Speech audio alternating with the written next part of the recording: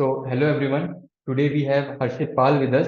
He has secured AIR 165 in NIMSET 2023, and we are here to gain insights into his journey, his strategies for success, and the valuable experiences he had along the way. Hi Harshit. Let's start with a small introduction of yours. Hi Akhand and hello everyone. This is Harshit Pal and I secured 165 rank in NIMSET 2023 and I did my BCA from Sherwood College of Professional Management और उसी के साथ साथ मैंने NIMSET की preparation INPS classes से करी है। Harshit, तुम्हें INPS क्लासेस के बारे में पता कैसे चला और तुमने कब ज्वाइन करी थी INPS? जैसे कि जब पेंडेमिक चल रहा था तब मैं अपने BCA फर्स्ट ईयर में था। तब मुझे धीरे धीरे थोड़ा सा लगा कि अब मुझे MCA भी करना चाहिए क्योंकि BCA से कुछ खास हो नहीं पाएगा क्योंकि जॉब्स उतनी ज़्यादा अच्छी मिल नहीं पाएगी। तो फिर मैंने धीरे धीरे ढूंढना चालू किया तो मुझे अपने लखनऊ से ही हूँ मैं, मुझे लखनऊ में सबसे पास में INPS क्लासेस ही मिली और उसके रिव्यू भी बहुत अच्छे थे, गूगल पे मैंने देखा तो फिर मैंने अपने सेकेंड ईयर के एंड में आके यहाँ पे ज्वाइन किया। तुमने ऑफलाइन क्लासेस ज्वाइन करी थी या ऑनलाइन क्लासेस? नहीं, मैंने ऑफलाइन क्लासेस ही ज्वाइन करी थी क्योंकि मैं लखनऊ से हूँ तो बेटर रहेगा मेरे लिए। ओके। सो ऑफलाइन क्लासेस में तुम्हारा एक्सपीरियंस कैसा रहा? एनवायरनमेंट वहाँ का, कोचिंग का, और पढ़ाने का स्ट्रेटजी, तो कैसा एक्सपीरियंस था आईएमपीएस में, ऑफलाइन क्लासेस में? एक्सपीरियंस काफ़ी अच्छा था। जब मैं यहाँ पे आया पहली बार तो यहाँ सुबह 8 बजे से ही टेस्ट होता है, 9 बजे से 8 बजे आ जाना होता है। तो मतलब एक प्रॉपर टाइम टेबल सेट रहता है ऑफलाइन क्लासेस में, डिसिप्लिन बना रहता है। सुबह 9 बजे 8 बजे आ जाते थे, 9 से 10 टेस्ट होता था। उसके बाद हम लोग उसकी एनालिसिस करते थे, टॉपिक वाइज टेस्ट होता था सुबह, तो उसकी एनालिसिस करते थे, जो प्रॉब्लम्स होती थी उनको देखते थे उन क्वेश्चन को। फिर उसके बाद क्लासेस होती थी और हम लोग की लंच होता था। फिर शाम तक पूरा मतलब 12 घंटे का शेड्यूल फिक्स था कि बैठना ही बैठना है और बैठने से ही फिर धीरे धीरे कंसंट्रेशन बना, फोकस बना, तो बहुत सारी चीजें अच्छी हुई। ओके, तो डिसिप्लिन बना रहा तुम्हारा ऑफलाइन क्लासेस करने से, और कंसंट्रेशन में भी काफ़ी हेल्प हुई। हाँ हाँ। ओके, तो सर के पढ़ाने का कुछ पैटर्न के बारे में बताना चाहोगे? किस तरीके से सर पढ़ाते हैं, और डाउट सॉल्विंग के रिगार्डिंग किस तरीके से, अगर डाउट तुम्हारे होते तो कैसे क्लियर करते हो, और कैसा सर डाउट क्लियर करने के लिए अलग सेशन होता है या फिर क्लास के बीच में भी पूछ सकते हो? इस बारे में थोड़ा बताना। हाँ, जैसे सर कोई टॉपिक पढ़ा रहे हैं तो पहले तो अगर उसका कोई डाउट होता है तो सर से जाके डायरेक्टली भी पूछ सकते हो और क्लास के बीच में भी पूछ सकते हो। सर कभी भी मना नहीं करते पूछने के लिए, तो कभी नहीं मना किया आज तक, कितनी बार भी जाओ पूछ लो। और अलग से सेशन भी रखे जाते हैं, जैसे जब क्लास होती है, शीट्स होती हैं, तो उनके सेशन भी रखे जाते हैं अलग से कि पूरी डिस्कस करी जाती है शीट, कोई प्रॉब्लम होती है। और एक chapter multiple number of times होता है, मतलब ऐसे ऐसे चैप्टर्स हैं कि जिनको मैं गिन भी नहीं सकता कितनी बार हुए होंगे। तो बहुत अच्छा है यहाँ का एनवायरनमेंट और मतलब सर तो एक्सीलेंट है, उसमें कुछ कह नहीं सकता हूँ मैं। ओके, तो जैसे कि तुमने बताया कि सुबह 8 बजे चले जाना होता है, तो सुबह 8 बजे से लेकर के कितनी क्लासेस अटेंड करते थे तुम अपने प्रिपरेशन में, मैं और कितनी क्लासेस मैं होती हैं? बताता हूँ। हम्म। जैसे कि सुबह में 8 बजे चला जाता था, अपना पूरा शेड्यूल बताता हूँ आपको। सुबह 8 बजे चला जाता था मैं, फिर 9 से 10 टेस्ट देता था, फिर उसकी एनालिसिस करता था। फिर उसके बाद एक बेसिक की क्लास होती थी, जिसकी बेसिक कमजोर हो वो करता था, वो क्लास मैं भी स्टार्टिंग में करता था। तो बेसिक की क्लास में आपके जो बेसिक्स होते हैं, स्टार्टिंग स्टार्टिंग में आप नए नए आए होते हो तो आपके बेसिक्स में क्लियर नहीं होते, तो आप जब वो क्लास करोगे तो आपके बेसिक्स धीरे धीरे धीरे धीरे क्लियर होना चालू हो जाएंगे। तो वो आपके आगे जैसे कठिन क्वेश्चन आते हैं तो बेसिक ही मेन काम होता है। अगर बेसिक नहीं मजबूत होगा तो फिर डिफिकल्ट क्वेश्चन करने में प्रॉब्लम होगी, तो वो क्लास करते थे। फिर उसके बाद लंच होता था, लंच आधे घंटे का होता है, उसमें आराम से आपका मूड फ्रेश हो जाएगा। फिर उसके बाद क्लासेस होती थी, जैसे ट्रिग्नोमेट्री हो गया, क्वाड्रेटिक हो गया, वो नितिन सर क्लास लेते थे, वो क्लास होती थी। और दो क्लासेस चलती थी शाम तक, और एक सुबह वाली क्लास, 3 क्लासेस होती थी। और बच्चों के लिए सबसे कन्वीनियंट ये है, जैसे कि जो बच्चे कॉलेज गोइंग है वो सुबह टेस्ट नहीं दे सकते हैं 9 से 10 वाला, तो उनके लिए सर ने रात में 10 से 11 भी वही सेम टेस्ट रख रखा है कि जो सुबह नहीं दे सकते तो वो रात में दे दें। मतलब कन्वीनियंट है, कोई बच्चा किसी बच्चे का लॉस नहीं हो सकता। जैसे मैं भी कॉलेज गोइंग स्टूडेंट था, कई बार मैं नहीं दे पाता था सुबह टेस्ट, तो मैं रात में दे देता था। कई बार जैसे ऑफलाइन टेस्ट भी होता है सुबह 9 से 10, तो वो भी जैसे कॉलेज जाना होता था तो कई बार हुआ कि मैं थोड़ा जल्दी आके भी सर से कन्वीनियंस था तो बात कर लेता तो जल्दी देने देते थे, कोई इसमें इशू नहीं होता था। ओके, सो जैसे कि तुमने बताया कि तुम एक अपियरिंग स्टूडेंट हो, यानी कि कॉलेज के साथ साथ लास्ट ईयर के हाँ। साथ साथ तुमने निमसेट की प्रिपरेशन करी है। हम्म। तो 3 क्लासेस जो दिन में होती हैं, उनमें से कितनी तुम अटेंड कर पाते थे? मैं तो सर सारी अटेम्प्ट कर लेता था क्योंकि मतलब मेरे कॉलेज में कोई इतना बहुत ज़्यादा, मैंने एनओसी ले रखी थी कॉलेज से ओके। कि मैं प्रिपरेशन कर रहा हूँ तो मुझे कोई इतनी प्रॉब्लम नहीं हुई, तो मैंने एनओसी ले ली थी। तो मैं यहाँ सुबह से शाम तक ही रहता था, तो कभी कभी प्रैक्टिकल्स हुए, टेस्ट हुए, मिड सेम हुआ, तो फिर मैं चला जाता था। फिर भी ये काफी ज्यादा डिफिकल्ट होता है एक टाइम मैनेज करना, इसके बारे में भी हम आएंगे। लेकिन फर्स्ट हम स्टार्ट करते हैं बुक्स के साथ, कि कौन सी बुक्स तुमने फॉलो करी अपने प्रिपरेशन के ड्यूरेशन में, तो उसके बारे में थोड़ा बताओ। जैसे कि आप सब जानते होंगे कि बेसिकली लोग ज्यादातर RD शर्मा यूज करते हैं कि स्टार्टिंग में बेसिक क्लियर करने के लिए, लेकिन मैंने यहाँ पे जितना स्टडी मटेरियल था वही यूज किया। मैंने बाहर से कोई किताब नहीं लगाई, जितना था सर ने कहा यही लगाओ, इसी में से आएगा, और एग्जैक्टली वही हुआ। इस बार का पेपर भी वैसा ही था कि मतलब जितना शीट में था सिर्फ उसके बाहर का कुछ नहीं था। सिर्फ शीट का हम लोगों ने लगाया है, और शीट से ही बहुत सारी चीजें आई हैं, क्योंकि हम लोगों को मतलब बुक लगाने का फिर कुछ कुछ चैप्टर्स लगाए हैं। जैसे RD शर्मा ऑब्जेक्टिव के कुछ चैप्टर जो है मुझे डिफिकल्ट लगे, तो मैंने सोचा ठीक है, सारे चैप्टर्स तो नहीं लगा सकता, पॉसिबल नहीं था, तो कुछ चैप्टर्स अपने बेसिक क्लियर करने के लिए, मजबूत करने के लिए वो लगा लेता था। और रीजनिंग के लिए जैसे मुझे लगाना हो तो RS अग्रवाल कभी कभी लगा लेता था, उसके कुछ कुछ चैप्टर्स मुझे डिफिकल्ट लगे तो वो लगा लिए। तो ऐसे ही करते करते बहुत सारा सब कुछ अगर करने लगेंगे तो फिर उतना टाइम मैनेजमेंट सबके लिए डिफिकल्ट होता है, सब अलग अलग तरीके से काम करते हैं। तो उसके लिए फिर मैंने बेसिकली तो यही फॉलो किया। ओके, तो जैसा कि तुमने बताया कि तुमने स्टडी मटेरियल फोकस की अपनी प्रिपरेशन करी है, ज़्यादा अदर बुक्स पे नहीं गए, तो थोड़ा स्टडी मटेरियल के स्ट्रक्चर पे बताओगे कि कैसे स्टडी मटेरियल होता था, यानी कि थ्योरेटिकल होता था कि उसमें क्वेश्चंस होते थे, और क्या क्वेश्चंस का सॉल्यूशन भी होता था, उसका एक्सप्लेनेशन भी होता था। तो थोड़ा सा मुझे स्टडी मटेरियल के बारे में एक्सप्लेन करना कि किस तरीके का स्ट्रक्चर होता है स्टडी मटेरियल का। जैसे कि स्टडी मटेरियल हम लोगों का दोनों तरह थ्योरी भी रहती है। जैसे मान लीजिए आप कोई एक चैप्टर उठा लीजिए, क्वाड्रेटिक इक्वेशन, तो उसका एक थ्योरी बुकलेट भी होती है और क्वेश्चन बुकलेट भी होती है। थ्योरी बुकलेट में आपको सब कुछ मिलेगा, वैसे भी थ्योरी तो पूरा सर बताते ही है कैसे क्या करना है, हर वैरायटी ऑफ क्वेश्चन कराते ही हैं सर, लेकिन उसमें भी दिए रहते हैं हर variety of question with example with theory. और अलग से एक्सरसाइज की बुकलेट तो मिलती है जिसमें 3-4 एक्सरसाइज होती हैं। और एक्सरसाइज आप लगाएंगे तो आपको लगेगा कि मतलब पूरी एक्सरसाइज में हर वैरायटी का क्वेश्चन है, कोई मतलब आप निमसेट में आएगा, कोई वैरायटी दूसरी नहीं आ सकती है, वैरायटी उन्हीं में से आएगी, वैरायटी आपको दूसरी नहीं मिल पाएगी, सारी variety first second third exercise में क्लियर हो जाती है। जैसे कि तुमने अभी बताया फर्स्ट सेकंड थर्ड एक्सरसाइज, तो ये क्या first second third exercise difficulty के बेसिस पे डिवाइडेड है, या फिर नंबर ऑफ क्वेश्चन के बेसिस पे डिवाइडेड है, या किस चीज के बेसिस पे डिवाइडेड है? नहीं नहीं, जैसे आप देखेंगे फर्स्ट एक्सरसाइज, अब उसमें फर्स्ट एक्सरसाइज में वैरायटी ऑफ क्वेश्चन बहुत ज्यादा है, तो उसमें डिफिकल्टी लेवल तो हम लोग कह सकते हैं कि हाँ फर्स्ट में थोड़ा कम डिफिकल्ट है, फिर सेकंड में ज्यादा डिफिकल्ट है, थर्ड में थोड़ा सा, जैसे जेई मेंस के अच्छे लेवल के क्वेश्चन भी हैं, एडवांस के भी कुछ क्वेश्चन होंगे, तो वो भी रहते हैं। बट अगर आप देखेंगे आखिरी टाइम पे आपका आ रहा है, तो अगर आपको लगाना है बुकलेट तो आप पूरी बुकलेट नहीं लगा सकते, तो आप फर्स्ट एक्सरसाइज अगर लगा के चले जाएंगे तो आपका पूरा गो थ्रू हो जाएगा कि आपने सारे वैरायटी ऑफ क्वेश्चन देख लिए हैं, सब कुछ आपके मतलब एक बार राउंड ऑफ हो जाएगा, कि आपको फिर इतना लोड लेने की जरूरत नहीं पड़ेगी, आपने हर वैरायटी क्वेश्चन कर रखा है, तो फिर उस वैरायटी में आपको प्रॉब्लम नहीं होती है।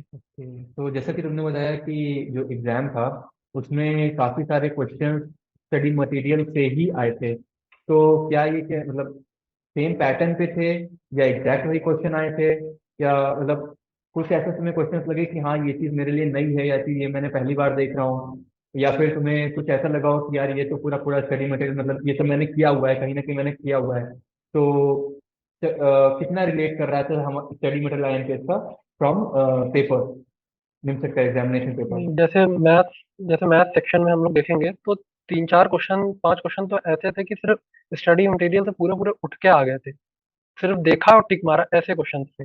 रीजनिंग में भी ऐसे क्वेश्चन थे, कंप्यूटर में भी ऐसे क्वेश्चन थे, बिल्कुल सेम टू सेम, ज्यादा कुछ देखना ही नहीं था, जैसे लग रहा था कि बस कल ही परसों जैसे किया हुआ है क्वेश्चन और आज जाके टिक मार दिया, ऐसा था बिल्कुल। कुछ इसमें सोचना ही नहीं पड़ा, बस देखा, पूरा क्वेश्चन भी नहीं पढ़ पाए, इतना मतलब बिल्कुल जैसे लग रहा था दिख रहा है क्वेश्चन पूरा करा हुआ। हाँ, और भी क्वेश्चन उस तरह के आते हैं, मतलब बिल्कुल सेम तो नहीं आएंगे, अलग अलग तरह के वैरायटी ऑफ क्वेश्चन रहते हैं। जैसे कि इस बार का पेपर थोड़ा सा ज्यादा डिफिकल्ट आया था, तो पूरा पेशेंस का था पेपर, की मतलब देख, पेशेंस होना चाहिए बंदे के अंदर, अगर पेशेंस है तो फिर वो आराम से बैठ के, थोड़ा सा तो लगेगा ही। जैसे इस बार मैंने पेपर दिया तो स्टार्टिंग के 10 क्वेश्चन तो बने ही नहीं मेरे से, फिर धीरे धीरे मैंने बनाना चालू किया, तो 10 क्वेश्चन तक तो ऐसे ही लग रहा था कि अब क्या करूंगा पेपर में बैठ के, डर ही लगने लगा था, फिर धीरे धीरे बनाना, फिर छांटना चालू किया कि ये क्वेश्चन करना है, ये क्वेश्चन करना है।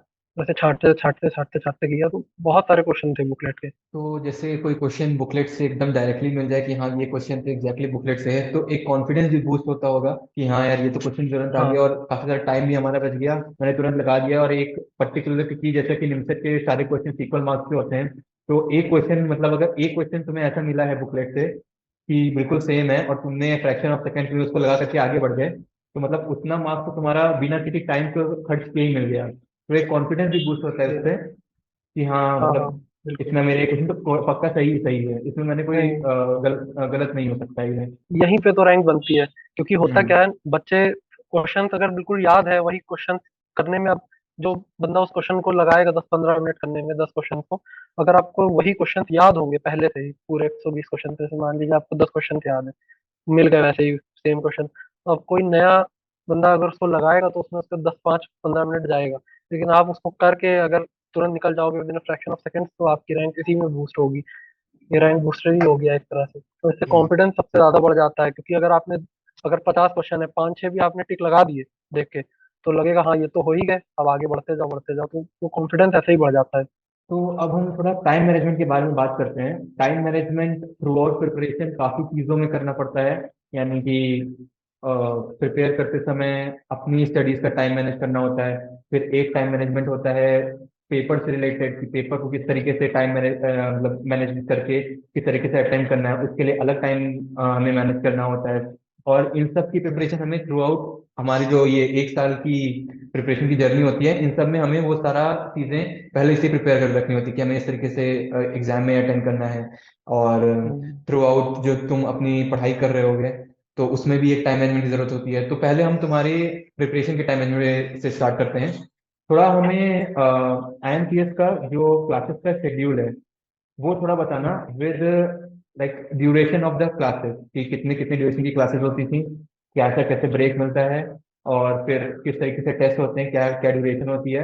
अभी हम टाइम मैनेजमेंट की बात करें तो टेस्ट की ड्यूरेशन हम्म। थोड़ा इसके बारे में बताना, फिर हम बात करेंगे कि तुमने किस तरीके से तुम्हारा कॉलेज और इन सब के बारे में बात करेंगे। पहले हमें IMPS के बारे में थोड़ा बताना। जैसे कि आईएमपीएस क्लासेस में सुबह 9 बजे से एक ऑफलाइन टेस्ट होता है, एक 8 से 9 होता है ऑनलाइन टेस्ट, और एक होता है 9 से 10 ऑफलाइन टेस्ट।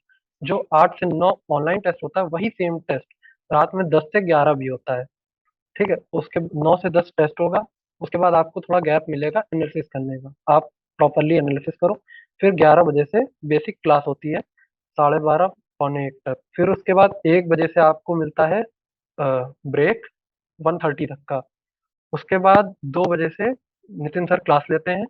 फिर जैसे हो गई 1.5 1.5 घंटे की क्लास हो गई, स्टार्टिंग में 1.5 1.5 घंटे की होती है, फिर जैसे जैसे बच्चे नॉर्मल होते जाते हैं कुछ दिनों में, फिर उसके बाद वो 2-2 घंटे की 2.5 2.5 घंटे की बढ़ा देते हैं फिर। शुरुआत में बहुत लंबी तो क्लासेस पहले, करना थोड़ा दिक्कत हो जाती है। हाँ वही स्टार्टिंग में पहले 1.5 1.5 घंटे हम्म। की क्लास रखते हैं, फिर थोड़ा ब्रेक दे देते हैं, फिर उसके बाद 1.5 घंटे की, तो रात में ऐसे ही करते करते छः स्टार्टिंग में तो 6 ही बजे तक बच्चों की क्लास रखते हैं। फिर उसके बाद धीरे धीरे टाइम शेड्यूल बढ़ाते हैं, 7 साढ़े 7, और उधर टाइम ब्रेक कम करते जाते हैं। आखिरी में आते आते आते आते हम लोग 8-8 9 9 बजे तक क्लास करी है हम लोगों ने। तो ये एक बेनिफिट रहता है कि पूरा दिन बैठना भी हो जाता है, और जैसे हम लोग फिर घर जाके भी प्रॉपरली मैनेज कर पाते हैं स्टार्टिंग में, क्योंकि जैसे 6 बजे छूट गए तो घर जाके स्टार्टिंग में इतना लोड नहीं रहता है, तो प्रॉपरली रिवाइज भी कर लेते हैं, और अच्छे से रिवीजन भी कर लेते हैं, अपने भी प्रॉब्लम सॉल्व कर पाते हैं आराम से। फिर धीरे धीरे जैसे जैसे हम लोग आते जाते हैं यहाँ पे, फिर नॉर्मल होता जाता है हम लोगों का। लाइक यहाँ ज्वाइन करने से पहले कभी तुमने मतलब सुबह अगर 8 बजे पहुंचे, सुबह 8 से रात 8 बजे तक इतना डिसिप्लिन कैसे मतलब मेंटेन करना धीरे धीरे सीखते हैं, या फिर मतलब थोड़ा दिक्कतें तो होती होंगी शुरुआत में, बिकॉज कभी पहले ऐसा बहुत 12 घंटा। ज्यादा दिक्कतें होती हैं, हम्म। बहुत ज्यादा दिक्कतें होती है। जैसे स्टार्टिंग में यहाँ आए थे तो इतनी देर यहाँ सुबह उठने में ही, पहले तो मैं 8 बजे उठता ही था, यहाँ तो 8 बजे आना होता था मुझे कॉलेज की वजह से, तो यहाँ सुबह सुबह आना, फिर उसके बाद नंबर ऑफ हेल्थ प्रॉब्लम्स हो जाती हैं, मतलब क्योंकि बच्चा इतना बैठना उसको नहीं होता है स्टार्टिंग में, तो धीरे धीरे थोड़ी प्रॉब्लम भी होती है हेल्थ में भी।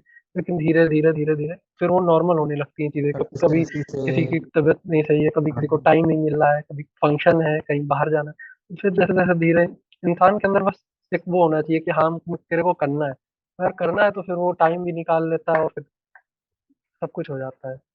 हम्म। तो अब थोड़ा अपना कॉलेज स्केड्यूल और कोचिंग स्केड्यूल दोनों तुमने किस तरीके से मैनेज किया, इसके बारे में थोड़ा एक्सप्लेन करना। जैसे कि मैं खाली यहाँ पे जब एडमिशन लिया था तो एक सेमेस्टर में कॉलेज गया हूँ, फिर उसके बाद तो मैंने एनओसी ले ली थी। लेकिन एक सेमेस्टर में मुझे बहुत प्रॉब्लम हुई थी, क्योंकि यहाँ पे मैं आता था 1:30 बजे, तो बेसिक क्लास तो मेरी छूट ही जाती थी, सुबह का ऑफलाइन टेस्ट भी छूट जाता था, ऑनलाइन वाला तो रात में दे देता था। तो बहुत सारी प्रॉब्लम्स होती थी, तो ऐसा लग रहा था कि छूट रहा है मेरा बार बार बार बार। फिर मैंने सर से डिस्कस किया इस बारे में, तो सर ने मेरे को कहा कि तुम जितना कर रहे हो उतना ईमानदारी से करो, क्योंकि अगर तुम 4 जगह करोगे जितना कर रहे हो, तो कोई 4 जगह भागने का कोई फायदा नहीं होगा। तो अगर जितना कर रहे हो उतना ईमानदारी से करोगे, तो भी तुम बहुत अच्छी रैंक ला सकते हो। और सर ने मेरे से कहा था कि तुम चाहो तो अपने कॉलेज में बात भी कर लो। तो मैंने बात करी, तो मेरे कॉलेज के भी टीचर्स है थोड़ी बहुत अच्छे हैं, तो उन्होंने भी मुझे कहा कि एनओसी मिल जाएगी, कोई प्रॉब्लम की बात नहीं है। और सर ने मुझसे ये भी कहा था, अगर तुम चाहो तो जल्दी आके भी ऑफलाइन टेस्ट दे सकते हो। तो मेरे को यहाँ पे इंदिरा नगर में पड़ता था, और मैं यहाँ पे आता था श्रृंगार नगर से सुबह 7 साढ़े 7 बजे। तो यहाँ पे पहले आके टेस्ट देता था। यहाँ कोई नहीं आया होता था, अकेले टेस्ट देता था ऑफलाइन, ओएमआर भर के चला जाता था। फिर मैम आती थी, ओएमआर चेक करती थी मेरा पूरा। और कई कई बार तो ऐसा भी हुआ है कि मुझे सुबह आके मैंने खुद ही कोचिंग खोली है। ऐसा भी हुआ है सुबह सुबह, इतना जल्दी भी आए। काफी ज्यादा एक्सपीरियंस लेके जा रहे हो। बट ये जो तुमने यहाँ इतना मेहनत किया है 1 साल की, जिससे तुम्हारी एक डिसिप्लिन जो मेंटेन हुआ है, ये तुम्हें अभी आगे जा करके अपने फ्यूचर में काफी ज्यादा हेल्प करेगा, बिकॉज अब ये तुम्हारी आदत बन गई है कंसिस्टेंटली पढ़ने की। तो इस चीज में काफी ज्यादा तुम्हारी हेल्प होगी आगे जा करके, और ये चीज बहुत इंपॉर्टेंट भी रहती है। सो अब हम थोड़ा बात करते हैं टेस्ट और मॉक टेस्ट की, बिकॉज कोई भी एग्जाम की प्रिपरेशन हो, उससे पहले उस एग्जाम के प्रैक्टिस टेस्ट, मॉक टेस्ट, ये सब बहुत ज़्यादा इम्पोर्टेंट होते हैं। तो थोड़ा एक टेस्ट का स्केड्यूल बताना कि किस तरीके से टेस्ट होते हैं और कैसे मॉक टेस्ट होते हैं या प्रैक्टिस टेस्ट होते हैं, और क्या डेली होते हैं, वीकली होते हैं, या मंथली बेसिस पे होते हैं, थोड़ा इसके बारे में बताना। जैसे कि अभी मैंने आपको बताया था कि टेस्ट तो टॉपिक वाइज होता है, डेली होता है। जैसे टॉपिक सर ने पढ़ा दिया, तो उसका टेस्ट तो होता ही रहेगा टॉपिक वाइज डेली। उसका टेस्ट डेली होगा। और mock test Sunday to Sunday होते हैं। और मतलब 3 चीजें होती हैं: खुद से क्वेश्चन करना, और सर का कराना क्वेश्चन, और पेपर में करना क्वेश्चन। ये तीनों चीजें अलग अलग हैं। खुद से तो इंसान कर ही लेता है, लेकिन जब टाइम कंस्ट्रेंट बन जाता है टेस्ट देने से, यही तो एक प्रॉफिट होता है। टाइम कंस्ट्रेंट के अंदर ही हमें ये करना ही करना है। तो हमको फिर इसी में आदत बन जाती है कि हाँ, इतने टाइम में करना ही करना है क्वेश्चन। और मॉक टेस्ट तो वीकली होता था, संडे टू संडे। और टॉपिक वाइज टेस्ट तो डेली होता था, सुबह शाम। और टेस्ट देना ही सबसे इंपॉर्टेंट चीज़ है, क्योंकि एटलास्ट आपको जाके देना तो निमसेट एग्जाम ही है। ऐसे खुद से क्वेश्चन करने से तो उतना नहीं हो पाता है। तो जैसे कि तुमने बताया कि डेली जो टेस्ट होते थे वो टॉपिक वाइज होते थे और मॉक संडेज को होते थे, तो क्या ये मतलब हर संडे संडे ही मॉक्स होते थे, या फिर मतलब इसकी फ्रीक्वेंसी बढ़ाई दी गई थी, या फिर किस तरीके से मॉक्स लिए जाते थे? और ये भी बताओ कि जो मॉक्स होते हैं उनको देना कितना इम्पोर्टेंट है, और मॉक देने से क्या तुम्हारा कॉन्फिडेंस बढ़ता है जब तुम निमसेट के रियल पेपर में जाते हो, मतलब निमसेट के एग्जामिनेशन हॉल में जाते हो, तब देना एग्जाम, और तब मतलब अगर तुम एग्जाम देने बैठे हो तो मॉक्स का कितना इफेक्ट पड़ता है वहां पर? जैसे कि मॉक का तो बहुत ज्यादा इफेक्ट पड़ता है। अगर आज को मॉक ना दिया होता तो रैंक भी ना आती, क्योंकि मॉक ही असली पेशेंस होता है। मॉक्स में भी सर वैरायटी रखते थे: इजी, इंटरमीडिएट और डिफिकल्ट। तो इजी वाला तो मतलब इजी वाले में स्कोर करना बहुत इजी होता था, लेकिन मेन तो पेशेंस डिफिकल्ट वाले में ही होता है। जैसे इस बार डिफिकल्ट पेपर आ गया था बहुत ज्यादा। तो अगर जिसने मॉक दे रखे हैं, जिसका अच्छा पेशेंस लेवल है, तो वो वहां पे आराम से कोप अप कर पाया। लेकिन जिसके अंदर पेशेंस नहीं था, तो उसी में उसके साथ प्रॉब्लम हुई। तो मॉक देने से यही होता है कि मतलब जैसे फ्रीक्वेंसी आखिरी में बढ़ जाती है। सर हर बार आखिरी में, जैसे स्टार्टिंग में संडे संडे एक एक मॉक होता है, फिर जैसे जैसे सेट पास आने लगता है, तो सर हफ्ते में 2 मॉक करा देते हैं, 3 मॉक करा देते हैं। तो ऐसे भी सर करते हैं, दिन में दो दो मॉक भी करा देते हैं सर। और जैसे किसी चीज की छुट्टी पड़ गई, बीच में कोचिंग नहीं है, तो भी सर मॉक रख देते हैं। तो ये भी एक बेनिफिट रहता है। मॉक तो होते ही रहते हैं, और मॉक के एनालिसिस सबसे इंपॉर्टेंट है। मतलब मॉक से सीधे सीधे निमसेट में क्वेश्चन आए हैं, मैंने खुद टिक मारे हैं, पूरे पूरे क्वेश्चन। और सब आते हैं। और सबसे इम्पोर्टेंट होता है एनालिसिस। एनालिसिस करने में ये अच्छा हो जाता है कि हम लोग मतलब इस वैरायटी ऑफ क्वेश्चंस को देख पाते हैं, कि ऐसा क्वेश्चन भी आ सकता है, ऐसे घुमा के भी क्वेश्चन को पूछा जा सकता है वही चीज। तो एनालिसिस करना बहुत ज्यादा इंपॉर्टेंट होता है। हम्म। तो जैसे निमसेट का पेपर थोड़ा अनप्रिडिक्टेबल, निमसेट के मतलब जितने भी एग्जामिनेशन होते हैं थोड़ा अनप्रिडिक्टेबल सा क्वेश्चन पेपर होता है, कि कभी बहुत इजी पेपर आ जाता है तो उसको अटेम्प्ट करने में बहुत ज़्यादा लोग एक्साइटेड हो जाते हैं कि हाँ बहुत इजी पेपर है, तो जल्दी जल्दी अटेम्प्ट करने में थोड़ा मिस्टेक्स करते हैं। कभी हार्ड पेपर आ जाता है तो उसमें उनका कॉन्फिडेंस लो हो जाता है, इस वजह से पेपर में खराब हो जाता है।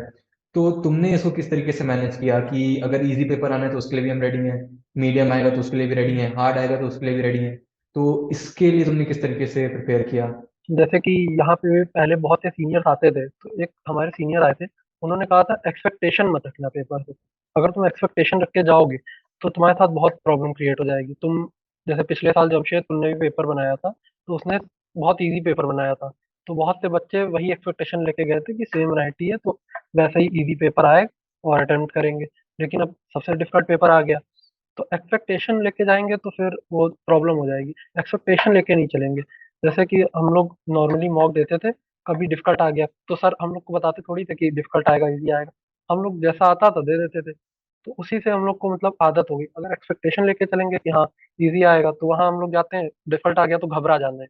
और मान लीजिए हम डिफिकल्ट मान के चले और वहाँ बहुत इजी आ गया, तो कॉन्फिडेंस एकदम से इतना बूस्ट हो गया कि जो आ रहा था वो भी जल्दीबाजी में गलत टिक मार दिया या गलत कर दिया। तो एक्सपेक्टेशन लेके तो बिल्कुल नहीं चलना है, खुद पे बस भरोसा रखना है कि हाँ हमने प्रिपरेशन अच्छे से करी है और हम लोग कर लेंगे। बस अगर एक्सपेक्टेशन लेके चलेंगे तो बहुत प्रॉब्लम हो जाती है। करेक्ट, मतलब पहले से हमें कोई माइंड मेकअप करके नहीं चलना है कि हाँ भाई ऐसा पेपर आने वाला है, या इस तरीके से कुछ पहले क्योंकि सोच करके नहीं चलना एनआईटी है। का हाँ। कुछ, हाँ, हम्म। एनआईटी का कुछ कह नहीं सकते हैं, क्योंकि वो कभी बहुत इजी बना दिया, कभी बहुत डिफिकल्ट बना दिया। तो हम लोग अगर एक्सपेक्टेशन पे चलने लगे तो फिर ऐसे तो बहुत सारा सबके लिए प्रॉब्लम हो जाएगी। ओके, सो हर्षित, अब थोड़ा अपने एग्जाम हॉल एक्सपीरियंस के बारे में बताना कि किस तरीके से तुम ये सोच ही कहते कि मतलब अगर क्या तुमने ये सोचा था कि हाँ किस सेक्शन को कितना टाइम देना है, या फिर कितने नंबर ऑफ क्वेश्चन अटेंड करने, बिकॉज बहुत सारे बच्चे ऐसे होते हैं जो ऐसे सोच जाते हैं कि हाँ मैथ में तो मुझे एन नंबर ऑफ क्वेश्चन तो करने ही करने हैं, यानी कि 20 या 25 क्वेश्चन तो करने ही करने हैं। तो क्या तुमने कुछ ऐसा सोचा था? और थोड़ा एग्जामिनेशन हॉल में जो अलग प्रेशर होता है, बिकॉज सी अगर तुम कोचिंग में बैठ के एग्जाम दे रहे हो या फिर अपने घर पे बैठ के एग्जाम दे रहे हो, तो वो प्रेशर उतना मतलब नहीं होता है जितना तुम एग्जामिनेशन हॉल में बैठ के दे रहे हो। ये तुमने भी फेस किया होगा। तो हम्म। इसको किस तरीके से टैकल किया, और इसके बारे में तुम्हारी क्या स्ट्रैटेजी थी, या फिर मतलब वहां जाकर के तुम्हें क्या समझ में आया कि हाँ किस तरीके से पेपर अटेम्प्ट करना है? इसके बारे में थोड़ा बताना। जैसे कि मैंने ऐसा सोचा नहीं था कि वहां जाके इतने नंबर ऑफ क्वेश्चन करेंगे या इतने करेंगे। मैंने सोचा था जैसा पेपर आएगा, इजी आएगा तो करते चले जाएंगे, डिफिकल्ट आएगा तो उस हिसाब से करते जाएंगे। बट अगर मतलब ये डिपेंड करता है ना कि पेपर अब बहुत ज्यादा ही डिफिकल्ट आ गया, तो अब हम देखते हैं कि इजी इजी क्वेश्चन छांट छांट के करते जाएंगे। और मतलब डिपेंड तो करता है कि जैसे कोचिंग में बैठ के दिया तो एक बार क्वेश्चन टिक मार दिया, आगे बढ़ गए। लेकिन वही क्वेश्चन अगर वहां देते हैं, टिक मारते हैं, उसके बाद भी हम चारों ऑप्शन ध्यान से देखते हैं कि कहीं मैच तो नहीं कर रहा, कुछ गलत तो नहीं है। ये चीज बहुत होती है, हर क्वेश्चन में हुई है मेरे साथ कि मैंने देखा जरूर है पलट के कि हाँ वहां पे एक अलग ही प्रेशर बन जाता है। शुरुआत के 10 क्वेश्चन जैसे मेरे बिल्कुल नहीं हुए थे, मैं करता जा रहा था, एक भी क्वेश्चन में छू नहीं पा रहा था, तो कॉन्फिडेंस भी बहुत लो हो गया था। लेकिन बस ये था कि हाँ खुद पे था कि हाँ करते जाएंगे तो होता जाएगा धीरे धीरे धीरे धीरे। तो छांट छांट के क्वेश्चन किए, लेकिन बहुत टाइम लगा क्योंकि बहुत ज्यादा वहां पे प्रेशर होता है। क्योंकि यहाँ पे तो हम लोग जैसे बैठे हैं कोचिंग में, आराम से दे दिया। वहाँ पूरा हॉल रहता है और प्रॉपरली बैठ के देने में तो बहुत ज्यादा प्रेशर वहाँ पे होता है। वहाँ का प्रेशर जब रियल एग्जाम दिया जाता है तभी मालूम चलता है वहाँ का प्रेशर। करेक्ट। सो अगर तुम अपने आने वाले जूनियर्स यानी कि एस्पिरेंट्स 2024 के लिए कोई मैसेज हो, या ऐसा कुछ, काफ़ी ज़्यादा तुमने अपने गाइडेंस दिया है, अपना एक्सपीरियंस शेयर किया, स्टिल अगर कोई मैसेज हो तो प्लीज़ गो अहेड। प्रिपरेशन अच्छे से करो और खुद से ईमानदार रहो, सबसे इम्पोर्टेंट चीज है। क्योंकि कोई कुछ कर रहा है, कोई कुछ कर रहा है, कोई एक दिन में पूरी पूरी शीट ही लगाए ले रहा है और कोई 10 ही क्वेश्चन कर रहा है। मैं कह रहा हूँ अपना पूरा 100% दो, किसी को दूसरे कंपेयर को नहीं मत करना देखो। है। आप, हाँ, कंपेयर अपने आप को दूसरे से कभी नहीं करना है। खुद पे भरोसा रखो और खुद का 100% दो, जितना दे पा रहे हो पूरा 100% दो। और एक्सपेक्टेशन नहीं रखनी पेपर से, सबसे इम्पोर्टेंट चीज है। अगर जैसे इस बार पेपर आया था, जिसने एक्सपेक्टेशन रखी थी उसका पेपर बहुत गड़बड़ हो गया। एक्सपेक्टेशन नहीं रखनी है, ये बहुत इंपॉर्टेंट चीज है। कुछ अब तुम्हारी ऐसी मिस्टेक्स जो तुम बताना चाहो सबको कि हाँ ये मिस्टेक्स मैंने करी, बट बाकियों को ऐसा ध्यान रखना चाहिए?